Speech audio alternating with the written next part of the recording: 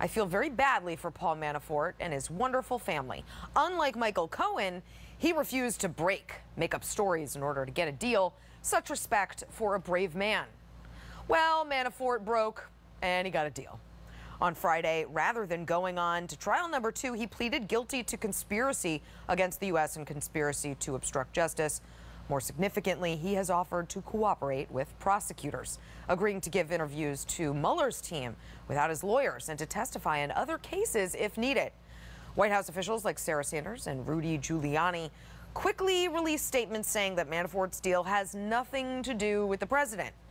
Manafort's attorney, Kevin Downing, even parroted that theme after the proceedings.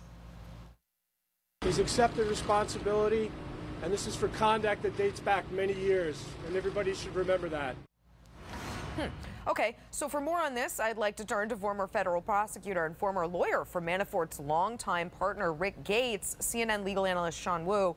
Shan, are Sanders and Giuliani and Manafort's lawyer, are they right that this has nothing to do with the president? They may be, SC. Remains to be seen.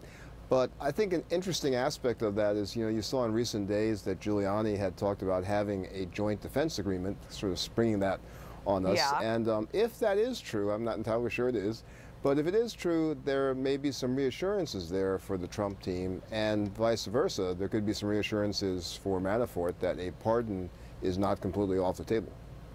So, prosecutors don't just hand out deals like this. Does this mean they know that Manafort has high value information, either related to the Mueller case or some other cases? They definitely don't just willy-nilly hand out deals like this. There would have been extensive preparations in two forms. One is through proffers from his attorneys to the prosecutors, and then two, probably would have been actual interviews with Manafort as well. They're a little bit of a compressed time period, but neither side is going to go into this blindly. So his information is definitely going to be valuable to them. Whether it specifically implicates President Trump or not is a different question, but there's other aspects that could be valuable too. So what do you think Robert Mueller might be looking to get from Manafort?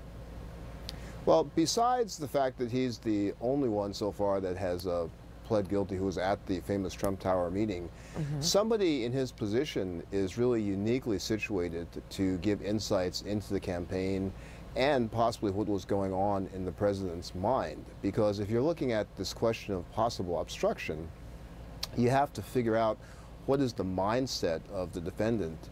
And it's not easy to figure that out until you have someone who's been talking with that person. And in that sense, Manafort is right there, can give a lot to Mueller's team.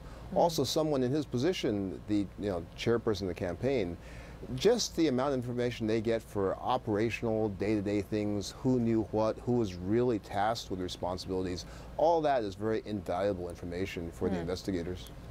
So Paul Manafort is just the latest Trump associate to agree to cooperate with the Mueller investigation. So what does it say to you that so many of his associates are copying pleas?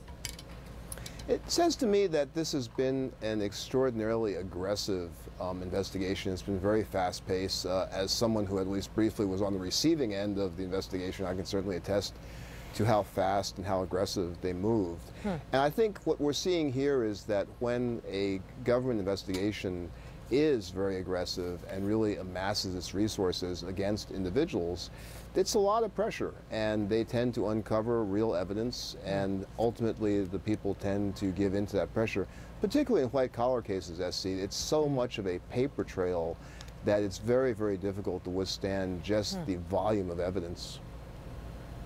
Shan Wu, thanks so much for the analysis. You're welcome. Good to see you.